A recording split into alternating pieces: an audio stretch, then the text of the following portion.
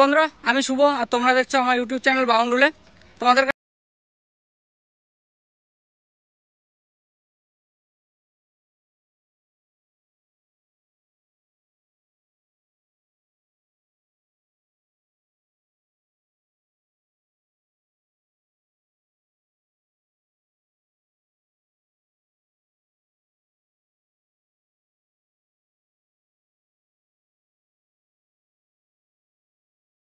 বৃন্দাবন ভবনের দ্বিতীয় দিন, আর দ্বিতীয় দিনের সকালবেলার প্রথমেই চলে এসেছি কংসকেল্লা। কালকে রাত হয়ে গেছিলো, সেই জন্য কংসকেল্লা দেখতে পারিনি। তো এখন কংসকেল্লার ওপরেই রয়েছি। কংসকেল্লায় দেখার সেরকম কিছু নেই, সবই ভেঙে চুরে গেছে। এই উপরে দাঁড়িয়ে যমুনা নদীটাকে সুন্দরভাবে দেখা যায়।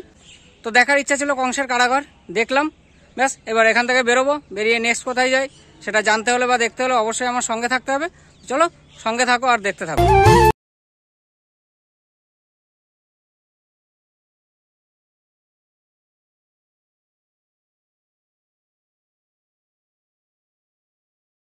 আমরা কৃষ্ণের জন্মভূমির সামনে থেকে ইলেকট্রিক বাসে উঠে চলে এলাম। এখন আমরা নেমে গেছি কাশ মন্দিরের সামনে। এই যে সামনে যাচ্ছি, কাশ মন্দিরে ঢুকবো। আর এইখানে আশেপাশে মানে রাস্তার দুদিক দিয়ে শুধু মন্দির আর মন্দির। তো চলো আমরা কাশ মন্দির দেখে আসি, সেই সঙ্গে তোমাদেরকেও দেখিয়ে আসনি। আর হ্যাঁ, ইলেকট্রিক বাসে ভাড়া নিল 20 টাকা করে, খুব কমফোর্টেবল জার্নি, খুব সুন্দর।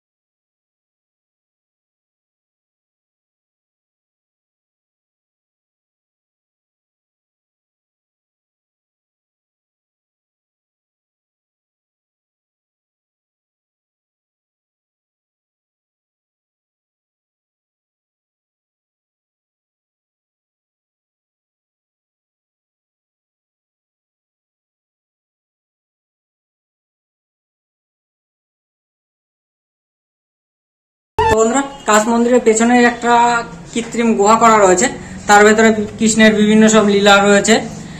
এটা আমরা কালকে কৃষ্ণের জন্মস্থানেও দেখেছিলাম, তো সেখানে ফটোগ্রাফি ভিডিওগ্রাফি অ্যালাউ ছিল না বলে তোমাদের দেখাতে পারিনি। চলো আজকে তোমাদেরকে দেখিয়ে দিই।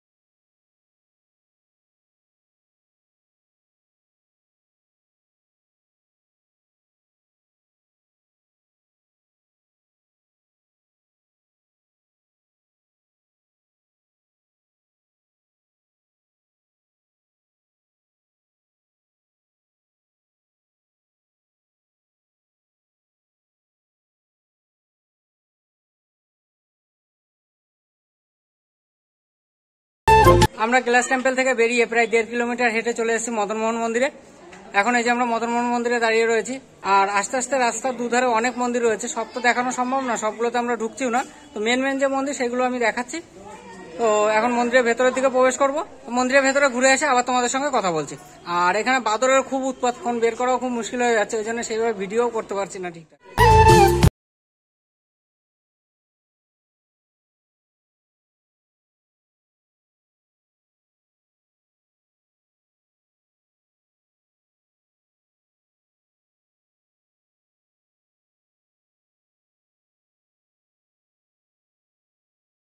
আমরা মদনমোহন মন্দির থেকে বেরিয়েই ঠিক তার পেছনে একটা হোটেল থেকে খাওয়া দাওয়া সেরে নিচ্ছি। এই যে ভাত, রুটি, ছোলা আলু, ডাল, খুব সুন্দর খাবার। তো খাওয়া দাওয়া করে আবার তোমাদের সঙ্গে দেখা করছি। তো বন্ধুরা, আমরা এখন দাঁড়িয়ে আছি রাধাবল্লভজি মন্দিরের সামনে। মন্দিরের ভেতরে প্রবেশ করতে পারছি না, তার কারণ 12টার সময় বন্ধ হয়ে যায়, আর এখন 12টা বেজে গেছে, সেই জন্য মন্দিরের ভেতরে প্রবেশ করতে পারছি না। বাইরেটাই তোমাদেরকে দেখাচ্ছি। দেখো, এই যে বাইরে বিভিন্ন সব স্টল রয়েছে, আর এই যে এই ঘাটটাই মন্দির, এইখান দিয়ে মন্দিরে প্রবেশ করতে হয়। 4টের সময় খুলবে, তখন যদি সম্ভব হয় আসবো, তখন তোমাদেরকে দেখাবো। রাধাবল্লভ মন্দিরের গেট অল্প সময়ের জন্য একটু খুলেছে, আর আমরা এই যে প্রবেশ করলাম ভেতরে। তো ভেতরটা একটু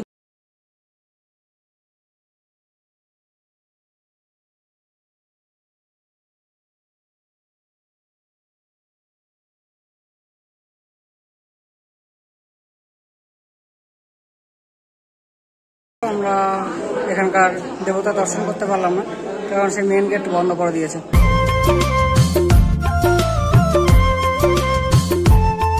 আমরা এই মন্দির দর্শন করে বাইরে বেরিয়ে এলাম, আর একটু আগে যে পরিমাণে ভিড় ছিল, বাইরেটা দেখো একদম পুরো ফাঁকা হয়ে গেছে, তার কারণ মন্দির বন্ধ হয়ে গেছে, রাস্তা পুরো ফাঁকা। দেখো, এদিকেও দেখো। বৃন্দাবনের ম্যাক্সিমাম মন্দিরই দুপুর 12টার মধ্যে সব বন্ধ হয়ে যায়, আবার বিকাল 4টেই খোলে। এখন আমরা যাব হচ্ছে নিধিবন। নিধিবনটা সারাদিন খোলা থাকে। চলো, তোমাদেরকেও নিধিবনে নিয়ে যাচ্ছি।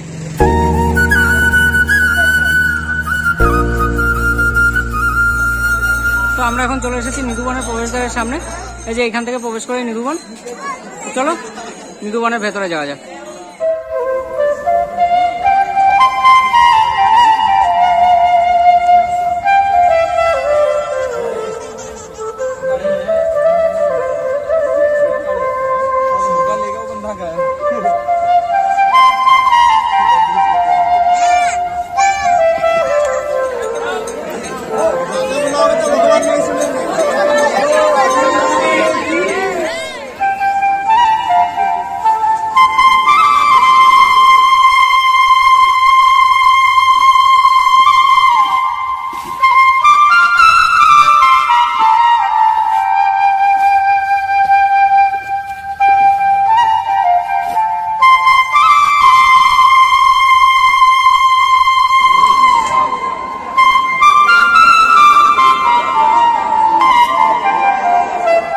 নিধুবন ঘোরা শেষ হলো, আর আমরা এই নিধুবনের এক্সিট গেটের একদম কাছেই।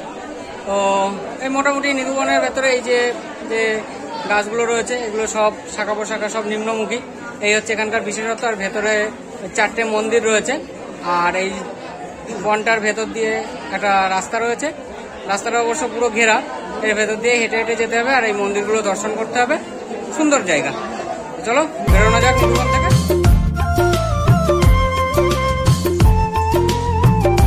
এখন রয়েছে সাউজি মন্দিরে। এই যে আমার পেছনে সাউজি মন্দির।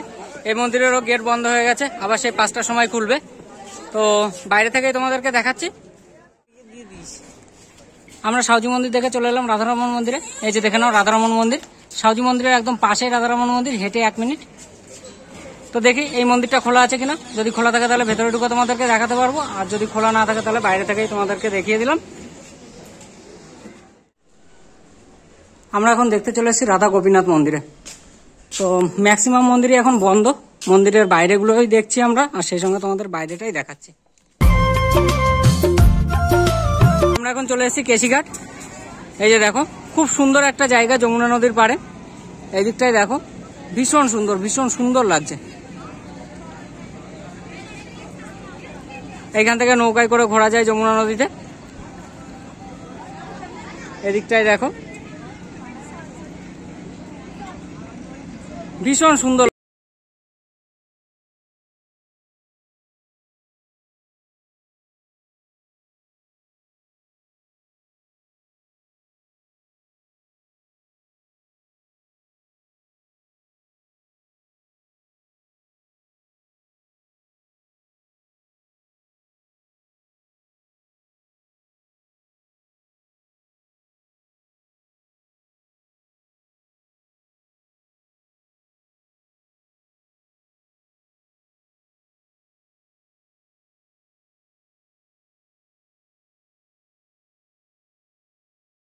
কুড়ি মিনিট নৌকা ভ্রমণ করে আবার এই ঘাটে ফিরে এলাম।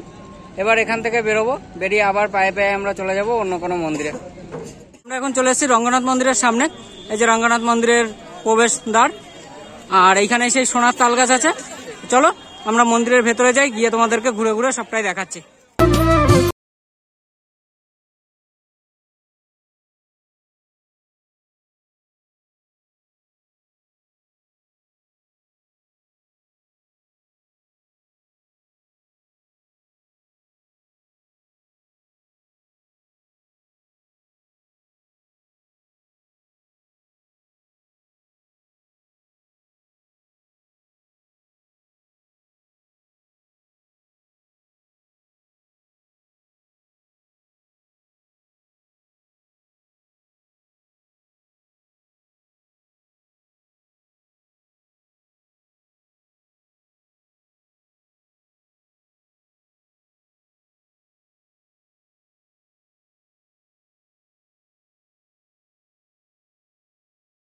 আমরা রঙ্গজি মন্দিরে ঢুকে 20 টাকা করে পার হেড টিকিট কেটে নিয়েছিলাম লীলাঘর, বাহনঘর আর শীষমহল দেখার জন্য।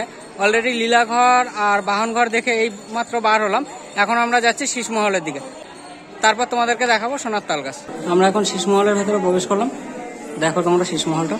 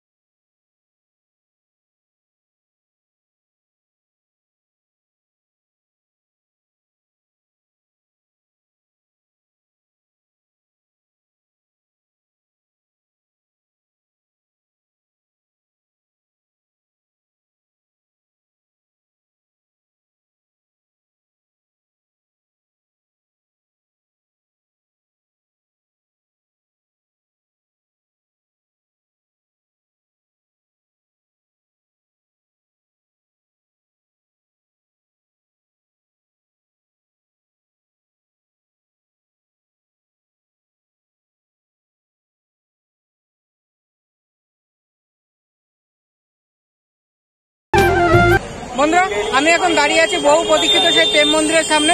আমার বৃন্দাবন আসার মূল কারণ হচ্ছে এই প্রেম মন্দির। এখন এই প্রেম মন্দিরের ভেতরের দিকে আস্তে আস্তে যাবো। একবার প্রেম মন্দিরের সামনে কত ভিড়! এত জায়গায় ঘুরলাম, এতগুলো মন্দির ঘুরলাম, কিন্তু কোথাও এইরকম ভিড় দেখিনি। জাস্ট দেখো একবার, লোক আর লোক। সামনে তাকালে লোকের মাথা ছাড়া আর কিচ্ছু নেই। আমরাও আস্তে আস্তে ঢোকার চেষ্টা করি, প্রেম মন্দির দেখবো আর সেই সঙ্গে তোমাদেরকেও দেখাবো। আমরা এই যে গেট দিয়ে প্রেম মন্দির গ্রাউন্ডে প্রবেশ করলাম। আমাদের সামনে এই যে প্রেম মন্দির।